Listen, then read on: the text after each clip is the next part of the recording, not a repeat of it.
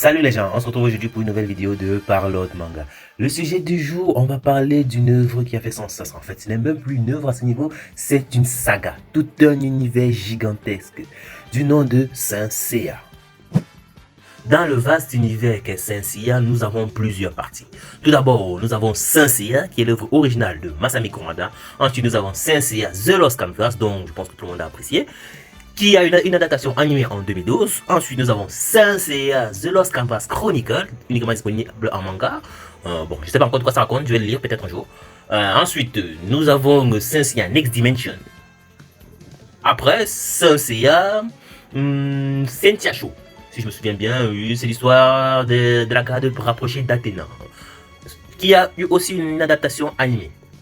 Et enfin, nous avons Saint Seiya Omega, disponible uniquement en animé. Le manga, je n'ai pas encore trouvé, je ne sais même pas s'il existe. Bon, bref. Dans cette vidéo, nous n'allons pas aborder tous les Saint Seiya. On va aborder précisément deux ou trois en particulier. Nous avons abordé Saint Seiya The Lost Canvas et Saint Seiya Sentia Show en deux parties.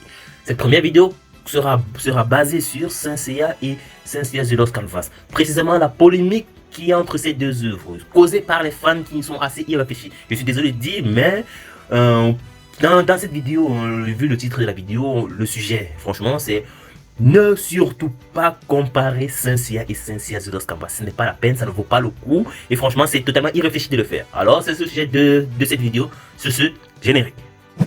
C'est l'heure du...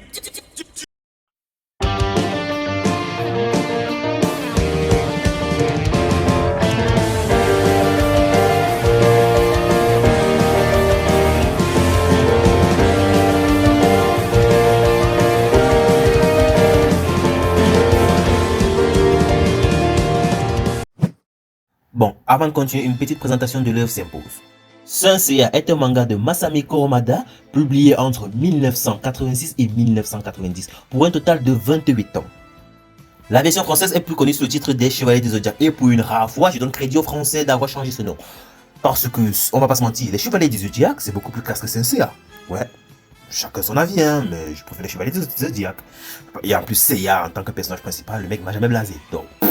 Et j'apprécie cela parce que avec les autres titres d'animé en français qu'on a eu, Nicky Larson, ouais, pas Larson, Larson, faut bien préciser. Ouais, les Français ont merdé avec beaucoup de titres, mais au moins les Chevaliers du Zodiaque là ils ont assuré. On poursuit avec Saint Seiya The Lost Canvas, qui est une œuvre originale basée sur l'univers de Saint Seiya, écrit par Masami Kurumada, dessinée et scénarisée par Shiori Teshirogi. L'œuvre a été publiée de 2006 à 2011 pour un total de 25 tomes, avec une adaptation animée qui a connu un franc succès en 2012. Merci Wikipédia. Alors, c'est quoi la polémique concernant Saint Seiya et Saint Seiya The Lost Canvas? Pour ceux qui ne sont pas au courant, depuis la sortie de la première saison de l'anime Saint Seiya The Lost Canvas, et même jusqu'à nos jours, les fans se sont allés jusqu'à comparer l'œuvre originale Saint Seiya et Saint Seiya The Lost Canvas. Ce qui a causé tout un tollé sur les réseaux sociaux avec Masami Kurumada au cœur, vu que c'est lui l'auteur principal. Il y a certains fans assez irréfléchis qui vont jusqu'à traiter Saint Seiya de merde. Ouais, franchement, il y a franchement des gens qui ne respectent même pas la culture de base. Vraiment, c'est décevant. Allez, alors, pourquoi je trouve qu'il ne faut surtout pas, en fait, même pas pourquoi ne faut-il pas comparer Saint Seiya et Saint Seiya The Lost Canvas? Parce que franchement, comme je l'ai dit en début de vidéo, c'est irréfléchi. Ceux qui le font n'ont pas poussé la réflexion vraiment loin, ou alors ils suivent juste le mouvement, ou ce sont eux-mêmes qui créent le mouvement. De toutes les façons, je ne change rien, ce sont des crétins. Ouais. Alors, pour bien comprendre les choses, il faudrait commencer par les bases. Tout l'univers de Saint Seiya est basé sur l'œuvre originale de Masami Kurumada. Toutes les extensions qu'on a citées, extensions et spin-offs qu'on a citées, The Lost Canvas, Next Dimension et tout le reste, ou Sentia Show, ce sont issus de l'œuvre originale de Masami Kurumada, qui est Saint Seiya The Lost Canvas. Celui qui a posé les bases. Que ce soit chevalier d'or, chevalier d'argent, chevalier de bronze, tout a été fait par Masami Kurumada. Alors, pour créer une image de la chose, Saint Seiya est un diamant brut que les auteurs qui ont créé des histoires basées sur cet univers ont poli. Ils ont taillé à la convenance de chaque lecteur ou de chaque public visé pour qu'on ait ces spin-offs et ces suites tout à fait intéressantes et prenantes à suivre. C'est la même chose c'est même principalement le cas de Saint Seiya The Lost Canvas. L'auteur a pris Saint Seiya, Shiori déchirurgie, hein. Elle a pris cette siège de Los Canvas, elle a taillé, elle a nettoyé, elle a polé, elle a supprimé tous les éléments détestables qu'on a eu durant l'histoire. On sent que l'auteur s'est vraiment intéressé à l'œuvre, elle a suivi les commentaires des fans qui ont critiqué l'œuvre depuis des années, elle a corrigé. Primo, Athéna, son inutilité et le fait qu'elle soit toujours une victime, elle nous a créé un personnage beaucoup moins victimisé. Hein? Athéna n'était plus aussi nulle, qui ne servait à rien, une princesse qu'on doit seulement protéger. Même si elle n'était pas en avant, elle ne s'était pas pourtant qu'elle était bercée par tout le monde. Elle n'était pas protégée comme une fleur fragile. C'est elle qui poussait même, c'est elle qui donnait l'ordre d'aller au front. Elle était en première ligne. Ce qui n'est pas mauvais. Hein? On a corrigé cette Saori de merde qu'on a eu dans Saint Seiya. Je suis désolé, hein? Franchement, mais moi je déteste Saori dans Saint Seiya. C'est clair. Ensuite, nous avons un petit point non négligeable, le charisme des Chevaliers d'Or. Dû au cadre de shonen qu'on a eu dans Saint Seiya, les Chevaliers d'Or ont été assez rabaissés pour que l'histoire puisse passer, pour que l'histoire puisse avancer. Jusqu'aujourd'hui, je suis contre le fait que les Chevaliers de Bronze puissent taper les Chevaliers d'Or. Qu'importe s'ils débloquent le 7e sens que les Chevaliers d'Or maîtrisaient depuis. Allez, et bim, une fois que vous maîtrisez le 7e sens, vous allez massacrer les Chevaliers d'Or. Mais vous êtes qui? Quelqu'un que peut devenir Chevalier d'Or, tu dois maîtriser le 7e sens, mais vous, à peine vous l'avez, vous allez massacrer. Mais c'est n'importe quoi. C'est à peu près le même principe qu'on reproche avec Luffy vs Kaido. Hein? Tout le monde se dit que même si Oda a contourné le fait avec le dernier power-up de Luffy, donc bon, le sujet n'est pas One Piece, je passe, c'était juste une parenthèse. Tout ça pour vous dire que elle a rehaussé les Chevaliers d'Or. Elle a redoré le blason, elle les a vraiment, comment dire, je ne trouve pas les mots, elle les a mis à niveau. Hein. Ils méritaient vraiment leur armure d'or, c'était vraiment des personnages d'or. Que ce soit Manigoldo, Shion, bon, Doko, on s'en bat les couilles jusqu'à là, on n'a pas vu franchement de quoi il est capable. Je suis désolé pour le fan de Doko. Tous, que ce soit Albafika des poissons, moi c'était mon personnage préféré, j'ai kiffé Albafika, putain. D'ailleurs, les Chevaliers d'Or sont même l'une des causes du problème dans l'histoire avec Saint Seiya et Saint Seiya The Lost Canvas. Les personnages de Saint Seiya The Lost Canvas sont tellement haut level, des personnages premium VIP, quand tu les compares avec les Chevaliers d'Or dans Saint Seiya, mais putain, le fossé qui sépare ces Chevaliers d'Or est immense, c'est vraiment gigantesque. D'ailleurs, toujours le point reprochable à Saint Seiya, hein, il y avait des Chevaliers d'Or qu'on déteste. Ouais, il y avait les Chevaliers d'Or qu'on déteste. Le premier, l'enfoiré, le fils de pute qu'on déteste le plus, c'était Masque de Mort, le Chevalier du Cancer. On a détesté cet enfoiré, franchement. On se demande tous comment il a fait pour gagner son armure d'or. On sent vraiment qu'il n'y a pas un test psychologique ou sur la vertu pour être Chevalier d'Or. En fait, si tu es badass, tu chopes l'armure d'or. C'est propre.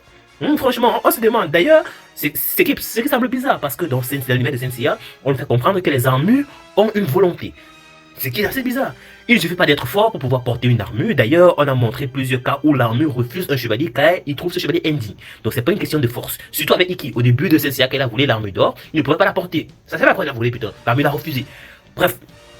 Tout ça pour dire qu'on ne comprend pas les ambiguïtés que l'auteur voulait créer. Il nous fait comprendre que les armures d'or ont une volonté qui choisit que si le personnage n'est pas digne, l'armure te rejette même si tu es assez fort. Alors comment Masque de Mort a fait pour choper l'armure? On se demande tout cela. Ensuite, nous avons Milo, le chevalier du scorpion. Franchement, de base, c'est le chevalier le moins impressionnant. Je suis désolé. Pour moi, un mec qui fait des petits trous entre des petits trous dans le corps des gens, hein, c'est pas sympa à suivre. C'est le mec qui a l'attaque des chevaliers la moins impressionnante. Quand tu as des gens qui détruisent des dimensions, qui te balancent des planètes sur la tête, qui te sont Excalibur, ou même le taureau a été plus impressionnant que le scorpion. Bon, c'est normal quand tu compares le taureau et le scorpion, qu'est-ce que je dis moi-même? C'est assez con. Donc pour te dire, tout ça pour dire que tous les deux chevaliers, voilà les deux chevaliers qu'on n'a pas appréciés dans l'univers. On a plutôt détesté, franchement. Milo et Masque de Mort. Le Cancer, lui, le mec est un peu trop stoïque. Il n'est pas détestable, il n'est pas appréciable. Juste qu'il prend un peu trop sa mission de chevalier à la lettre. Je dois protéger le sanctuaire, tout ce qui passe, on les massacre. Qu'importe le camp que tu es, que tu sois chevalier d'Athéna ou un spectre d'Hadès, on s'affiche, on te massacre. Donc c'est pour ça que le chevalier du Cancer, lui, je laisse un peu tranquille. Il est trop pragmatique, le mec. On le laisse tranquille. Sinon, il y a quel autre chevalier qui a été détestable? Bon, Aphrodite. Il n'est pas détestable, mais il n'est pas non plus appréciable. C'est même le chevalier le plus faible après Milo. Franchement. Bon, avant Milo même en fait. D'ailleurs que tout le monde se demande pourquoi les roses. Et vraiment, on voit la différence. Quand tu compares Aphrodite et Albafika, les deux ont utilisé les roses et le poison. Mais Albafika des poissons. Non, je donne la main à celui-là. Aphrodite, c'est une fillette. Hein? Aphrodite, à l'école primaire, il joue dans la poussière. Franchement, il danse à cabo poussière. Alba Fika, c'est un homme en costard, cravate, propre, swag. Nickel. Non, donc l'auteur là, franchement, rien que pour avoir redoré le blason des Chevaliers d'Or, elle méritait le succès qu'elle a eu avec Cynthia The Lost Canvas. Franchement, ça c'était franchement mérité. C'était l'un des gros points qu'il fallait corriger dans l'histoire. Elle l'a fait. C'est normal que Cynthia ait une œuvre à succès, c'est vrai. Mais comme je l'ai dit en début, ce n'était pas la peine de comparer les univers. Parce que même si elle a redoré le blason des Chevaliers d'Or, elle n'a créé aucun élément original dans Cynthia The Lost Canvas. Je suis désolé de dire, que ce soit les Chevaliers d'Or, Chevaliers d'Argent, Chevaliers de Bronze, les dieux, nous avons toujours les juges des enfers, tu avais Radamante, il était toujours là. Tu avais Hadès, tu avais un Pandore, dont le grand pop, tous les éléments de base qu'on a retrouvés dans Cynthia étaient toujours présents dans Cynthia The Lost Canvas. Elle n'a rien rajouté, elle n'a pas créé un nouveau dieu, un nouveau personnage, non, elle a utilisé le même personnage, elle a juste changé de personne, mais elle utilisait le même personnage qu'on a eu dans Cynthia, pour nous créer une histoire nettoyée, polie, propre. Et je pense qu'il est tout à fait normal qu'une œuvre propre, qui a été purifiée, soit supérieure à une œuvre originale qui a servi de base. C'est normal, c'est tout à fait normal. C'est même assez logique. Alors franchement, il faut arrêter de comparer ces deux œuvres, ça ne vaut pas la peine. C'est comme si vous comparez exactement le créateur à la créature. C'est affligeant. Vous comparez le produit fini à la matière première. Sans la matière première, il n'y aurait pas eu de produit fini. Donc voilà le point de base que je souhaitais aborder dans cette vidéo. Pour que les gens arrêtent de faire cette comparaison no sense. Franchement inutile. Ça ne vaut pas la peine. Ça n'a vraiment pas valu la peine. D'ailleurs, le fait même qu'elle choisisse de raconter la précédente guerre sainte, c'est déjà un point crucial. Hein? C'était un choix mûrement réfléchi. Pourquoi? Parce que dans Cynthia Hadès le sanctuaire, on découvre Chion, qui a été le président Grand Pop tué par Saga. Et qui est le maître de Mu. Et sans oublier Doko. Doko qui a survécu à la précédente guerre sainte. Sachant qu'une guerre sainte se déroule environ tous les 1000 ans. Ça voudrait dire que normalement, quand ils ont réfléchi avec la durée de vie d'un humain, même si tu es chevalier d'or avec le cosmos, au trop, ils peuvent durer au trop 150 ans, je suppose. Hein? Donc, il s'est courant le minimum 7 générations de chevaliers avant qu'une autre génération découvre les chevaliers d'or. Alors, tu as Mu, tu as Doko qui ont vécu 7 générations, au minimum 7 générations de chevaliers d'or. Pour participer à la guerre sainte suivante. C'est énorme. Voilà un point que je pense que c'est l'un des éléments qui a permis à l'auteur de faire le choix de nous raconter la précédente guerre sainte. Parce qu'elle aurait pu aussi choisir de nous raconter les origines de la guerre sainte. Surtout la relation qu'il y a Athéna, Pégase et Hadès. Voilà une relation que jusqu'à aujourd'hui on ne connaît pas. Qu'est-ce qu'il y. Pourquoi Pégase est le seul chevalier ou la seule créature, on va dire, qui a été capable de blesser Hadès, un dieu. Pourquoi l'auteur a fait ce choix? Voilà un élément que l'auteur peut nous raconter, hein, et ça serait tout aussi intéressant. D'ailleurs, pour la petite parenthèse, ce n'est pas la seule histoire dont on aimerait connaître le passé d'une bataille. Hein. Pour ceux qui l'ont remarqué, il y a Belzébuth. Belzébuth, personnellement, moi, j'aimerais connaître la précédente guerre qui a fait participer... il s'appelle comment encore là, le maître de Oga, j'oublie son nom, Sao Tomé. La famille Konida, la mère de Konida, pour ceux qui ont lu le manga, on sait que c'est la mère de Konida qui a participé à la guerre avec le directeur de Sœur Ishiyama. Voilà 3 gros monstres qu'on nous a montrés dans Cynthia. Je confonds dans Belzébuth. Voilà une histoire que si un auteur se penche dessus, franchement, ça va marcher. Il y aura des personnes qui veulent lire. Moi, une histoire pareille, j'achète. Je suis très curieux de connaître qu'est-ce qui s'est passé durant la précédente guerre. Qui est le contre-attaquant de Sao Tomé? J'aimerais connaître cette histoire. Voilà les éléments cruciaux. Voilà si l'auteur de Belzébuth nous balance une suite pareille où il nous raconte la précédente guerre, je vais beaucoup apprécier. Il y a plusieurs histoires comme cela où il y a des petits éléments qu'on aimerait connaître d'où ça sort. Passant, il ne faut pas faire le parallèle de mes propos avec Naruto et Boruto. C'est 2 mondes différents. Dans Cynthia, nous, malgré la différence des générations, il n'en reste pas moins que c'est la guerre sainte. Hein. L'univers, dans le fond, ne change pas. C'est toujours un univers en conflit qui oppose toujours des hommes aux dieux.